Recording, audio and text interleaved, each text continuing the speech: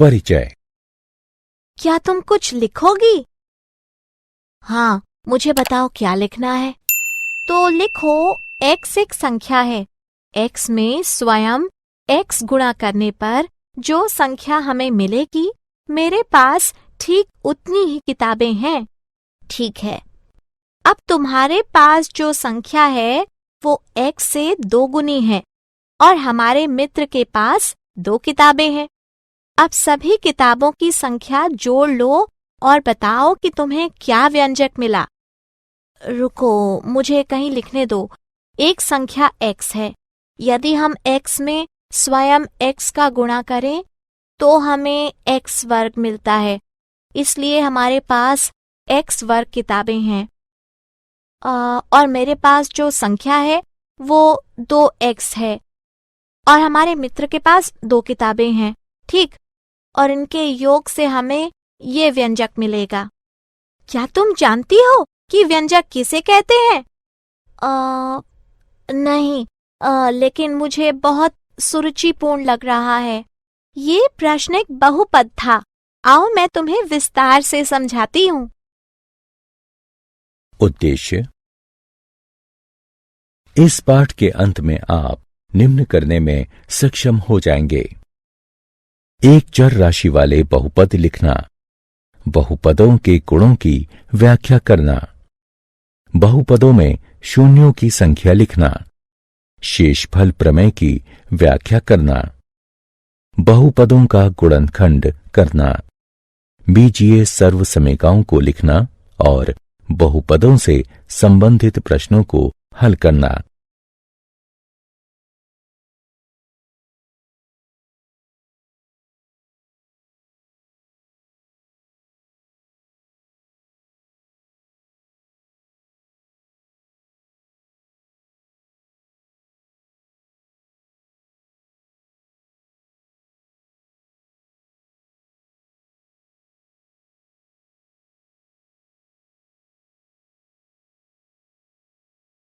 एक चर राशि वाले बहुपद। एक बहुपद केवल जोड़े, घटाए या गुणा किया जा सकने वाले पदों से बनता है। एक बहुपद ऐसा दिखता है। बहुपद बहु और पद से मिलकर बना है, जिसका मतलब है कई पद। एक बहुपद में निम्नलिखित हो सकते हैं: अचर राशि जैसे 3, घटा 20 या 1/2, चर राशि जैसे x और y, घातांक जैसे y वर्ग में 2 लेकिन सिर्फ 0, 1, 2, 3 इत्यादि। एक चर राशि में बहुपद वह बहुपद होता है जिसके व्यंजक में सिर्फ एक चर राशि होगी, जैसे 2x वर्ग जमा x, y की घात 3 जमा y जमा 1 इत्यादि। परिभाषाएं। पद बहुपद y वर्ग जमा 4y बहुपद में y वर्ग और 4y इसके पद हैं। बहुपद ठीक ऐसे ही 3x का वर्ग जमा 2x जमा 8 में 3 पद 3x वर्ग 2x और 8 हैं। गुणांक। किसी भी चर राशि के ठीक पहले आने वाली संख्या उसका गुणांक होती है। उदाहरणार्थ 2x में 2 गुणांक है। बहुपद में बहु का तात्पर्य कई से है। हालांकि छोटे बहुपदों के अपने भिन्न नाम हो सकते हैं। किसी एक पद के बहुपद जैसे 2x या 4x वर्ग को एक पद भी कहा जा सकता है। 2 पदों वाले बहुपद जैसे 2x जमा y या x वर्ग घटा 4 को द्विपद भी कहा जा सकता है। 3 पदों वाले बहुपद जैसे 2x जमा y जमा z या x की घात 4 जमा 4x वर्ग घटा 4 को त्रिपद भी कहा जा सकता है। अंश बहुपद के किसी भी व्यंजक के सबसे बड़े घातांक को उस बहुपद का अंश कहते हैं। किसी भी बहुपद का अंश जानने के लिए आपको उसका सबसे बड़ा घातांक निकालना होगा। चलिए अगली स्क्रीन में बहुपद का घातांक निकालना सीखते हैं। उदाहरण 4x वर्ग जमा 6x जमा 5। इस बहुपद के 3 पद हैं। पहला 4x वर्ग है, दूसरा 6x और तीसरा 5 है। पहले पद का घातांक 2 है, दूसरे पद का घातांक 1 है क्योंकि 6x बराबर 6x की घात 1 है। तीसरे पद का घातांक 0 है क्योंकि 5 बराबर 5x की घातांक 0 है।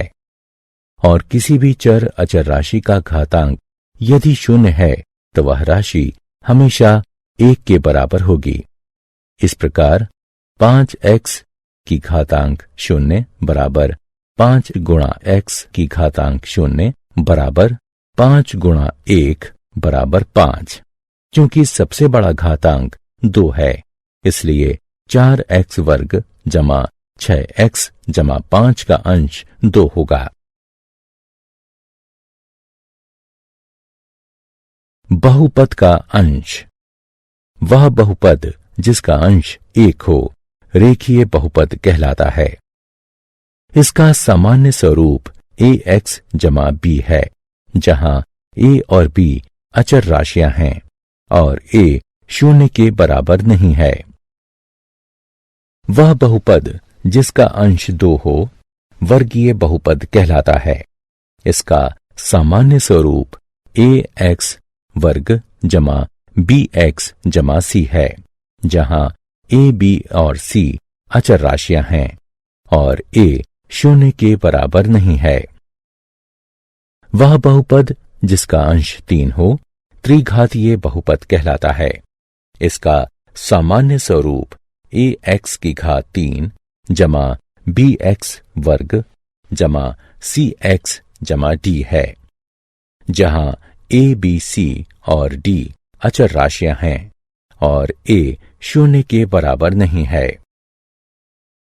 यदि किसी बहुपद में सभी अचर राशियां 0 हैं, अर्थात a 0 बराबर a1 बराबर a2 बराबर a3 बराबर इत्यादि बराबर an बराबर 0, तो वह बहुपद 0 बहुपद कहलाता है।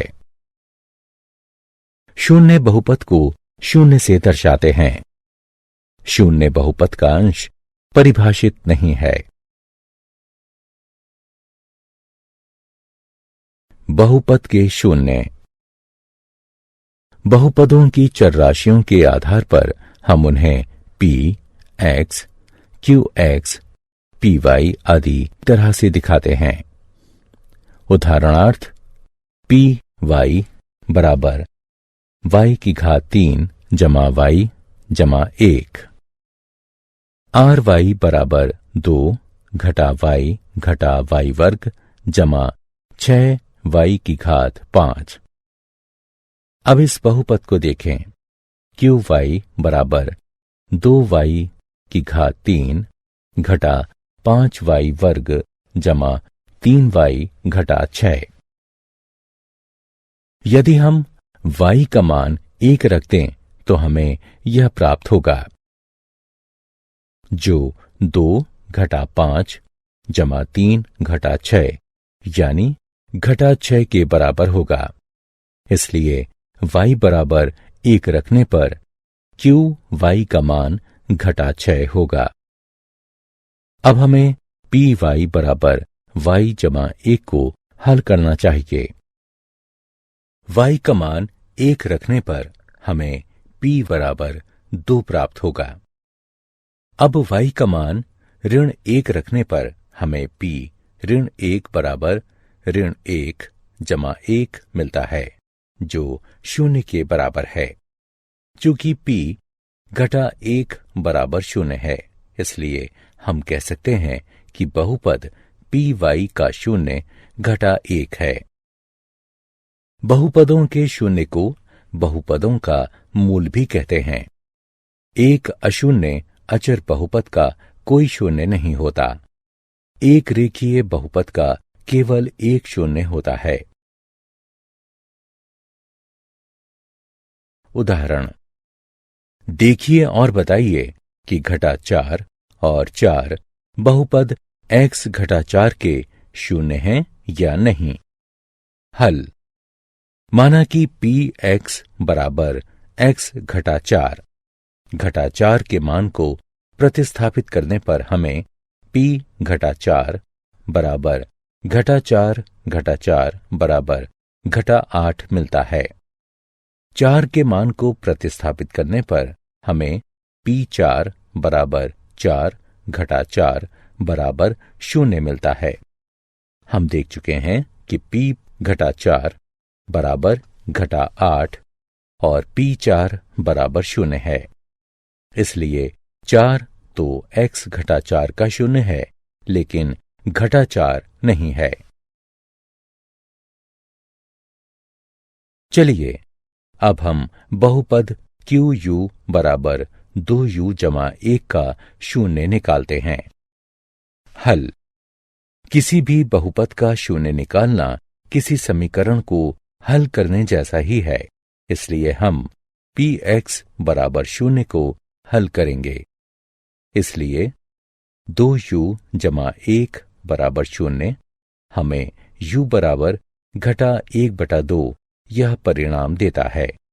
इसलिए घटा 1/2 बहुपद 2u जमा 1 का 0 है।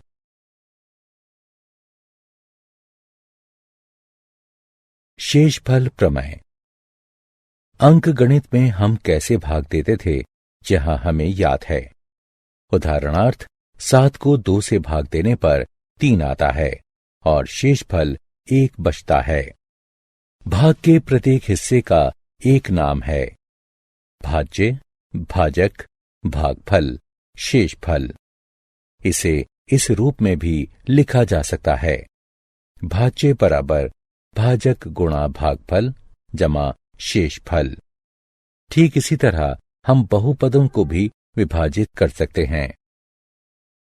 उदाहरणार्थ, 5x की घात 3 जमा x वर्ग जमा x बटे x, जहां हम मान लेते हैं कि x बराबर 5x वर्ग जमा x जमा 1, 5x की घात 3 जमा x वर्ग जमा x के गुणनखंड हैं और 5x की घात 3 जमा x वर्ग जमा x, 5x वर्ग जमा x जमा 1 और x का गुणज है। अब देखते हैं कि शेषफल प्रमेय क्या कहता है। माना कि px ऐसा बहुपद है जिसका अंश 1 या उससे बड़ा है। माना a कोई वास्तविक संख्या है। यदि p x में रेखीय बहुपद x घटा a से भाग दिया जाए तो शेषफल pa बचता है। हम इसे ही शेषफल प्रमेय कहते हैं। उदाहरण, px में qx से भाग दीजिए, जहां px बराबर x की घात 3 घटा 6x वर्ग जमा 11x घटा 6 और qx बराबर x घटा 1 है। हम इसे इस तरह भी लिख सकते हैं। अगले चरण में बहुपद के पहले पद में सबसे अधिक घातांक वाला पद पहला पद होगा। गुणांक के x वाले हिस्से से भाग देना होगा। इस स्थिति में x की घात 3 में x से भाग देने पर x वर्ग मिलेगा, जिसे आप भाग चिन्ह के शीर्ष पर लिखेंगे। अगले चरण में आप उस पद को भाजक से गुणा करेंगे जो आपने भाग चिन्ह के शीर्ष पर लिखा है। इस स्थिति में आप घन x घटा वर्ग x पाने के लिए x घटा 1 का वर्ग x से गुणन करेंगे। इसके बाद इसे विभाजन पंक्ति के अंतर्गत घटाएंगे। घटाने से आप उस पद से छुटकारा पा जाएंगे जिसका घातांक सबसे अधिक होगा, जिससे बहुपद का आकार छोटा हो जाएगा और जो एक शेषफल होगा। अब हमारे पास एक नया बहुपद है जिसके लिए हम दूसरा चरण दोहराएंगे। इस उदाहरण में हम 5x वर्ग में x से भाग देंगे और परिणाम घटा 5x को उस पद के साथ जोड़ देंगे जो पहले से भाग चिन्ह के शीर्ष पर है। अब हम तीसरे चरण को दोहराएंगे। अभी जो परिणाम भाग चिन्ह के शीर्ष पर है, जो हमें जोड़ने के बाद मिला है, उसमें हम पूरे भाजक से गुणा करेंगे और फिर बहुपद को भाग देने के बाद जो हमें मिला है उसे गुणनफल में से घटा देंगे। अब भाग चिन्ह में हमारे पास एक नया बहुपद है। जैसा कि आप पहले ही अनुमान लगा चुके होंगे कि बहुपद के पहले पद को हम भाजक के x हिस्से से विभाजित करके दूसरे चरण को दोहराएंगे। अब जो भी भागफल आएगा उसे भाग चिन्ह पर पहले से ही स्थित परिणाम के साथ जोड़ दीजिए। अब हम सबसे आखिर में जोड़े गए पद में पूरे भाजक से गुणा करेंगे और फिर विभाजित बहुपद में से प्राप्त परिणाम को घटा देंगे। एक नया बहुपद प्राप्त करने के लिए घटाने वाला चरण दोहराएंगे।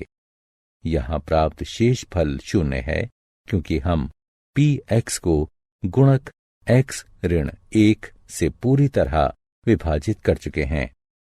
यदि आप इस चरण तक पहुंच चुके हैं तो आपको परिणाम मिल चुका है, क्योंकि किसी में भी 0 से भाग देने पर हमें 0 ही मिलेगा।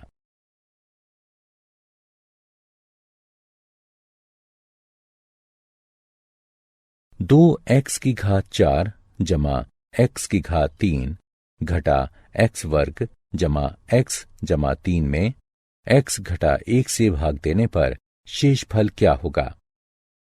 हल। यहां px बराबर 2x की घात 4 जमा x की घात 3 घटा x वर्ग जमा x जमा 3 और x घटा 1 का शून्य 1 है। इसलिए p1 बराबर 2 1 की घात 4 जमा 1 की घात 3 घटा 1 वर्ग जमा 1 जमा 3 बराबर 6। इसलिए शेषफल प्रमेय के अनुसार 2x की घात 4 जमा x की घात 3 घटा x वर्ग जमा x जमा 3 में x घटा 1 से भाग देने पर शेषफल 6 होगा।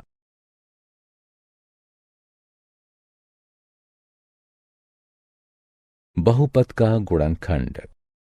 गुणनफल प्रमेय। यदि px एक बहुपद है जिसका अंश n बड़ा है 1 से, जहां n बराबर 1 है, और a कोई भी वास्तविक संख्या है, तो यदि p a बराबर 0 है तो x घटा a px का एक गुणनफल होगा, और यदि x घटा a px का गुणनफल है तो pa बराबर 0 होगा। गुणनफल के उदाहरण। उदाहरण: बहुपद 2x का वर्ग घटा 5x जमा 3 का गुणनखंड कीजिए। हल। माना f(x) बराबर 2x वर्ग घटा 5x जमा 3 है। चलिए प्रयत्न और त्रुटि विधि द्वारा x बराबर 1 की जांच करते हैं। इसलिए f1 बराबर 2(1) का वर्ग घटा 5 1 जमा 3 बराबर 2 घटा 5 जमा 3 बराबर 0। गुणनफल प्रमेय के अनुसार यदि f1 बराबर 0 है तो x घटा 1 बहुपद fx का गुणनखंड होगा। इसलिए x घटा 1 दिए गए बहुपद का गुणनखंड होगा।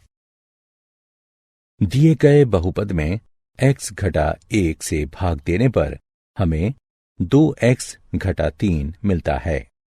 इसलिए दिए गए बहुपद के गुणनखंड x घटा 1 और 2x घटा 3 होंगे। बीजगणितीय चिन्ह। यहां कुछ बीजगणितीय चिन्ह हैं, हम जिन्हें पहचानना सीखेंगे।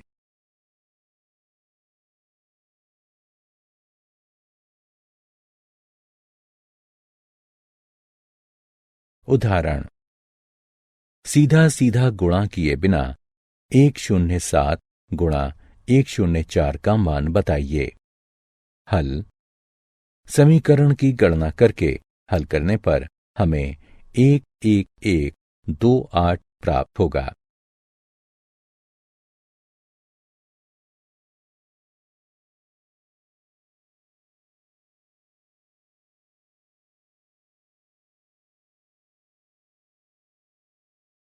क्या आप जानते हैं, बहुपदीय गुणनखंड के वास्तविक शून्यों की संख्या बहुपद के अंश से अधिक नहीं होती।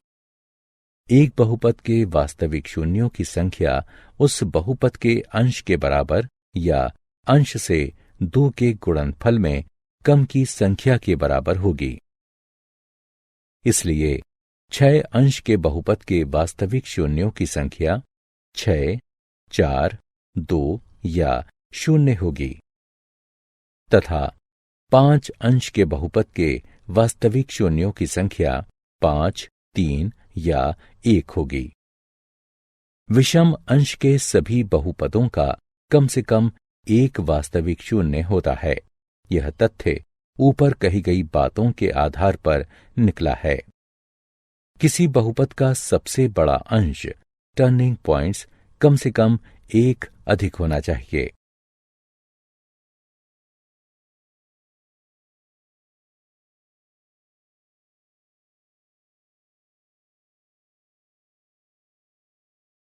सारांश।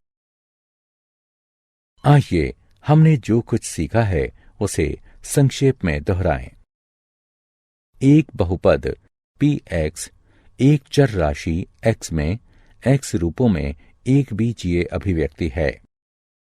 px बराबर an xn जमा an घटा 1 x की घात n घटा 1 जमा इत्यादि जमा a2 x वर्ग जमा a1 x जमा a0, जहां a0, a1, a2 इत्यादि an अचर राशियां हैं और an जो बराबर नहीं है 0 के। एक पद के बहुपद को एक पद कहते हैं, 2 पदों के बहुपद को द्विपद कहते हैं, 3 पदों के बहुपद को त्रिपद कहते हैं, एक अंश के बहुपद को रेखीय बहुपद कहते हैं, 2 अंश के बहुपद को वर्गीय बहुपद कहते हैं।